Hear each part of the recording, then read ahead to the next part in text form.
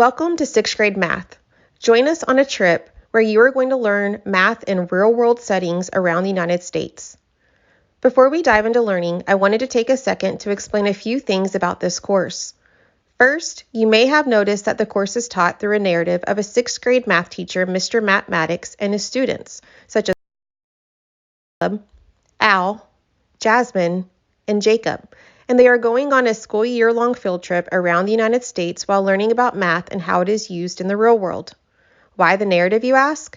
The number one question math professors hear every year and all year long is, when will I ever use this?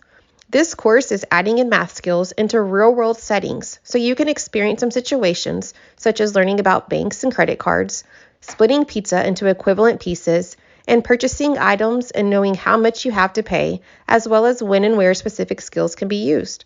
Plus, it's fun to travel and experience different parts of our country. Secondly, since you're a student enrolled in this course, consider yourself as part of Mr. Matt Maddox's math class. If he tells the students to take out their notebooks, that should be a clue for you to take out your notebook and take notes too. To be honest, you should always have your notebook out and take notes on any practice and example problems that you come across. In case you don't already know, taking notes in math is super important because your notes act as a study tool. It's no secret that math is a bit different than other subject areas. You cannot just sit and stare at notes and memorize things to prepare for a math test. You have to know the skill and be able to use the skill because every problem is different. The best way to study for a math exam or quiz is to do practice problems, which needs to be included in your notes. Plus, your professor may request to see your notes, so make sure you have those ready at all times.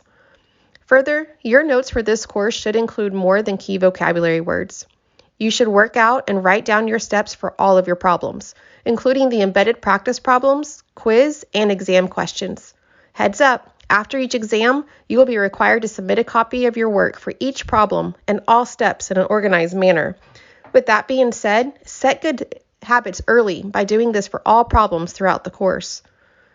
As you will learn and see, embedded practice problems are just that, practice. You can use your notes on these problems and you can redo them as many times as you need to master that skill. However, you will not be allowed to move on unless you do show that you have mastered the skill being assessed by scoring a minimum of a 70. You will receive a grade for completing the problems, but it holds little weight in your overall grade. So if you happen to not do well on an embedded practice assignment, don't worry. Do ask your professor for help though, so that you can set up a tutorial time and master the skill before you take a quiz or exam. One other thing, all 6th grade students in the state of Texas have to complete the STAR exam towards the end of the school year.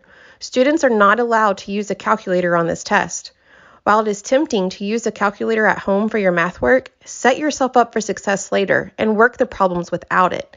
It's okay to go back and check your answers with a calculator. You'll thank yourself come test day if you don't rely on the calculator all year long. Lastly, don't forget to stay in contact with your professor throughout the year, especially if you are feeling overwhelmed or confused with the content you are learning. And remember, you got this. You're going to do great. Enjoy the year and have fun traveling and learning with our class.